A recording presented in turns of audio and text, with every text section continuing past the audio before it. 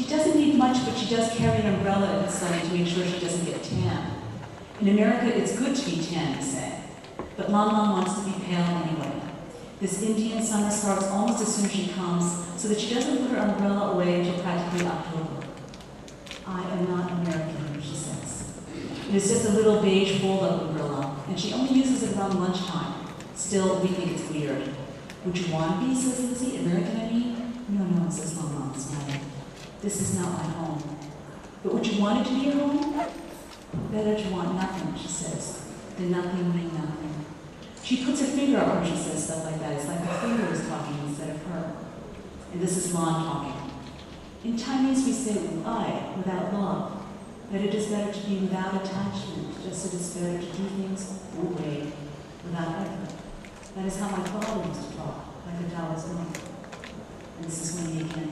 How can we do stuff without doing it? That's what we say in the beginning. But after a while we sort of get it, or at least Lizzie does. Better to want nothing, says Lan Lan again, her finger up.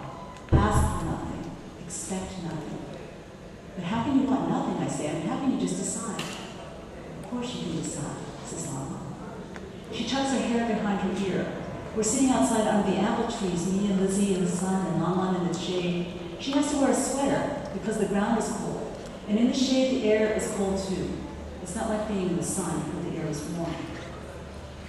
Lan Lan is in the shade, but she stretches her neck up to the sky anyway and closes her eyes. Her neck is long and beautiful. Lizzie says it's nice to be kissed on the neck, so probably if I were a man, I'd kiss her there. But would she want to be kissed, or would she decide to want nothing? Do you miss Shandong, I say? I miss Suzhou, she says. Her eyes are still closed, but not like she's sleeping, more like she's channeling some kind of message from the sky. Like she's reaching up to it, and it's reaching down to her with the branches of the apple tree. She says, Suzhou is my laojia, my hometown. But when you go back to China, won't you go back to Shandong, says Lizzie? Hard to say, she says. It all depends. Does that mean you go to Suzhou? Move to Suzhou very little. She opens her eyes then, and I'm sorry we made her do that. Not that she acts bothered, it's more like we interrupted the sky, and now her neck is normal. I pull my own neck up to see if I can do that, close my own eyes, and my eyelids turn red and sleep on my back. But why, says Lizzie, I think you should just go. Cannot just go. But why not?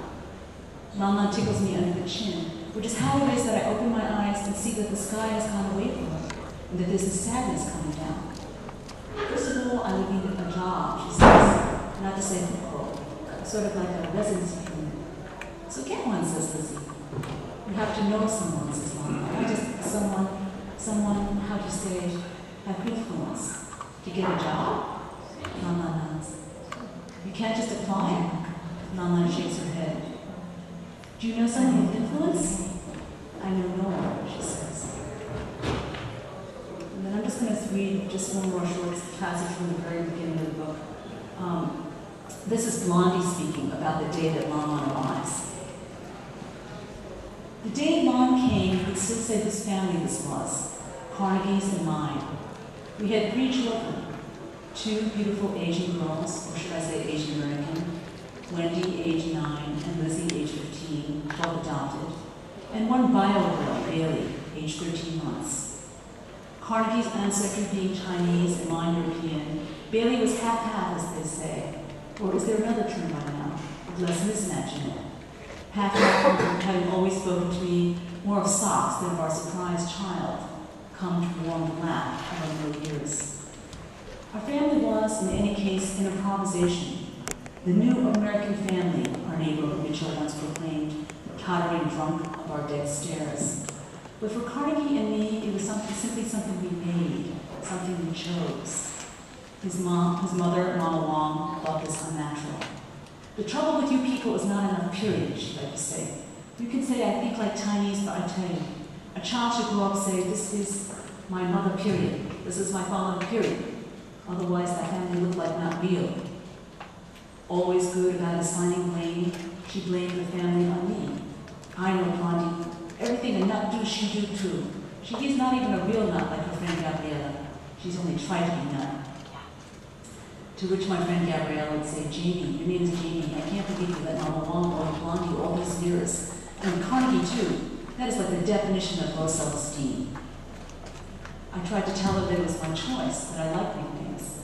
I tried to tell her that she could think of Blondie as my married name, as if I changed my first name instead of my last. For that was the way I was, or thought I was, before Ron came. An open person, a flexible person. Had I not been voted most sympathetic to others in high school? Mrs. Carnegie. Our very own Blondie had in her day held the Kleenex for the homecoming queen. But whatever. Gabriella minded the Blondie bit far more than she minded being called herself a nut. She being the first to admit that she had gone back to the earth 2 or 3 times, maybe more. Also that she had spent years finding herself without much progress. This is Blondie. At least you have your family, Gabriella used to say, thumbing through the personals. She circled possibles in pink. Her red hair looped out the back of her baseball cap. At least I had my family. I was 45 when Gabriella last said that. Carnegie was 39. It was 1999.